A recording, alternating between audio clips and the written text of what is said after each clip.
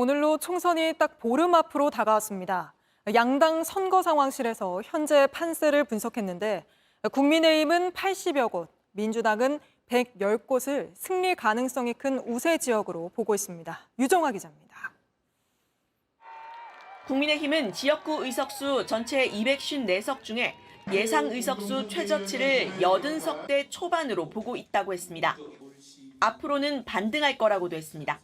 황상무 수석 사퇴를 했고 이정섭 대사 기구를 통해서 그런 어떤 도주 프레임 그런 게 이제 깨어졌다는 점. 이번 주에는 저희들이 상승 어떤 모멘텀은 좀 타고는 있다고. 민주당은 국민의힘이 내놓은 80석 전망에 대해 전략적 엄살이라고 일축했습니다. 그러면서 지역구 110곳 정도를 우세하다고 봤는데 투표율이 관건이라고 했습니다. 110개 정도로 보고 있다는 것은 비교적 근사치다. 이렇게 심판 민심이 우세해지고 관련된 판세가 상승 추세에 있는 것 자체는 분명합니다.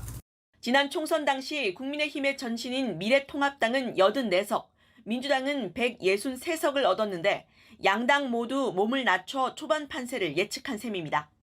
양당의 분석대로라면 전체 지역구의 4분의 1 정도인 전국 60곳 이상은 경합을 벌이고 있다는 건데 서울 한강벨트와 부산 경남의 낙동강벨트, 충청 지역이 선거의 승패를 가를 지역으로 꼽힙니다. 양당은 선거가 끝날 때까지 긴장을 늦추지 않겠다고 했습니다. 민심은 계속 변하는 것이기 때문에 어떤 부분을 채우고 걷어내야 될지 그런 고민들을 해나가겠다는. 수도권, 충청, PK 이런 데서 백중이 너무 많아서 선거 직전까지도 초접전 백중의 상태가 유지될 것이라고. JTBC 유정화입니다. 이런 가운데 비례대표 정당 후보 지지율에선 조국혁신당의 상승세가 분명한 걸로 나타나고 있습니다. 오늘 발표된 여론조사에선 국민의힘의 위성정당인 국민의미래와 오차범위 내에서 2.1%포인트 차로 1, 2위를 다투는 걸로 나타났습니다. 조국혁신당이 많게는 15석까지 얻을 수 있다는 예측까지 나오는데 이 소식은 유정화 기자가 보도합니다. 리얼미터가 지난 21일에서 22일 전국 1,004명에게 비례대표로 어느 정당을 지지하는지 물었습니다. 더불어민주당의 위성정당인 더불어민주연합은 20.1%였고 국민의힘의 위성정당인 국민의미래가 29.8%, 조국혁신당은 27.7%였습니다. 조국혁신당이 국민의미래와 2.1%포인트 차 오차범위 내에서 선두를 다투게 된 겁니다.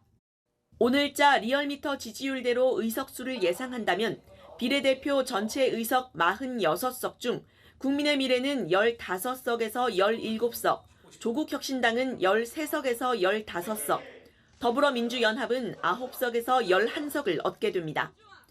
녹색정의당과 개혁신당, 새로운미래는 각각 1석에서 3석이 예상됩니다.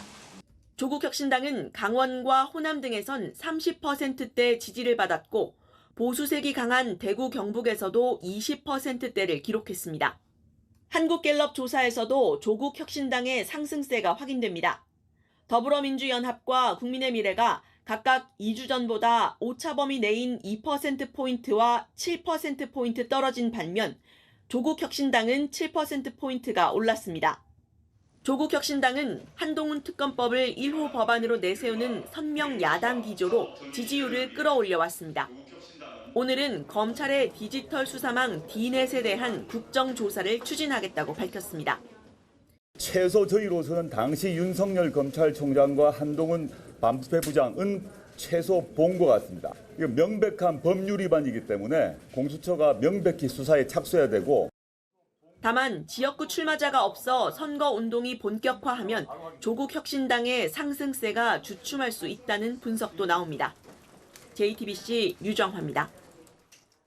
먼저 이제 비례투표 한번 보여주시면 국민의미래가 29, 더불어민주연합 18, 조국혁신당 21, 결정 못함 20 이렇게 나온 상태입니다. 그러면 일단 더불어민주연합이랑 조국혁신당 합치면 한 40쯤 되는 거고 네, 그 정도 국민의미래가 정말 포위가 많이 된 모양이네요. 설 곳이 없나 봐. 그죠? 그렇죠. 이거는 이제 의석수로 환산했을 때 그러니까 애초에 범민주당계 정당들의 비례가 한 22석 정도 생각했는데 네. 그게 많이 많아졌습니다. 지금은 더 많아져서 이게 뭐 한 25석까지도 가능한가 뭐 이러고 있거든요. 예. 그렇게 따지면은 지금으로서는 국민의 미래도 얻을 수 있는 최대로 따졌을 때가 얼마입니까? 18에서 20석, 21석 요 사이였거든요. 네. 그런데 또 줄어드는 그렇게 거죠, 따지면 지금. 예, 조금 줄어들고 있다 15석 이렇게 정도? 봐야 되는 거거든요. 현재 요 조사로만 보면 대충 한 15석 정도 그렇죠. 나오는 거죠? 15이니까 조금 국민의 미래는 이래저래 해서 네. 많이 힘들어지고 있고 이 흐름이 대략 다 비슷해요. 예. 되게 이제 한 10%를 가져가게 된다고 하면 5석 정도 이제 이렇게 보시면은 네. 뭐 러프하게 이제 맞긴 한데요. 왜냐하면 이제 군수 정당들이 3%가 안 되면 그걸 다 빼고 다시 또 환산이 되기 때문에 좀 더 많아질 수가 있는 측면들이 있어요. 여기서도 또 결정 못함 투표할 정당이나 단체가 없다 모르무응답이 있잖아요. 네. 그런데 이 사람들은 투표했을 때는 이거는 없는 거예요. 그러니까 이걸 빠진 다음에 다시 100으로 하면 득표율은 더 올라가는 것들이기 때문에 네. 기존 정당들이 주요한 정당들은 사실은 좀 더 이제 네. 득표율이 올라갈 가능성이 있고 그럼 이제 의석수도 좀 더 많아질 수는 있는데 제가 봤을 때는 국민의 이제 미래 같은 경우에는 보수 성향층 같은 경우는 분산 투표율이 상당히 적어요. 그러니까 이제 일치 투표를 많이 하거든요. 일괄 투표 같은 그 정당의 위성 정당의 투표를 하는 기류가 있기 때문에 아마 지금 결정 못함에 20% 나와 있는 비율 중에 상당 부분은 아마도 보수 성향을 가지신 분들이어서 막판에는 국민의 미래는 실제 이거보다 더 올라갈 가능성은 충분히 이제 있다고 보시는 게 합리적일 것 같습니다. 네네네. 세대별 하나만 더 세대별 하나 볼까요? 볼까요? 마지막으로. 이게 재미가 있었는데, 그러니까 이게 이제 빨간색이 국민의미래, 그다음 하늘색이 더불어민주연합, 파란색이 조국혁신당, 야. 주황색 개혁신당이거든요. 네. 근데 이제 20대에서는 결정하지 못함이 가장 크고 확실히 이제 20대는 정말 잘 모르기도 하고 관심이 없는 것 같기도 하고 조국혁신당이 제일 많이 나오는 게 40대, 50대 그리고 국민의 미래가 제일 많이 나오는 게 60대, 70대 그리고 이제 민주당 40대 요 정도인 것 같아요. 지금 득표를 보면 개혁신당은 확실히 20대가 조금 더 나오고. 네. 여기서는 이제 그 더불어민주당의 위성 정당 더불어민주연합이 상당히 끼어 있는 상황을 보여주고 있는 것 같아요. 이제 조국 혁신당이 40대, 50대, 심지어 60대에서도 꽤 더불어민주연합보다 많은 지지를 얻고 있는 그런 상황이니까 네. 이런 흐름이 뭐 막판까지 가봐야 되기는 하겠습니다만은 이렇게 되면 사실은 지금 20대, 30대들은 40대 이상 층보다 투표율이 낮거든요. 네. 그렇게 되면 40대, 50대, 60대 이렇게 봤을 때 투표율이 비교적 높은 상대적으로 그러면 조국 혁신당이 더불어민주연합보다 더 많은 그러네요. 득표를 얻을 네. 가능성이 요 세대별 지금 지지율 현상에서도 네. 또 간접적으로 좀 확인이 된다고 할 수 있을 것 같습니다. 그러네요. 40, 50대에서는 정말 제 1당이네요. 더불어민주연합이나 아니면 뭐 국민의 미래를 넘어서 조국혁신당이 단독 1위로 40, 50대에서는 여론조사 결과가 나오고 있는 것 같습니다.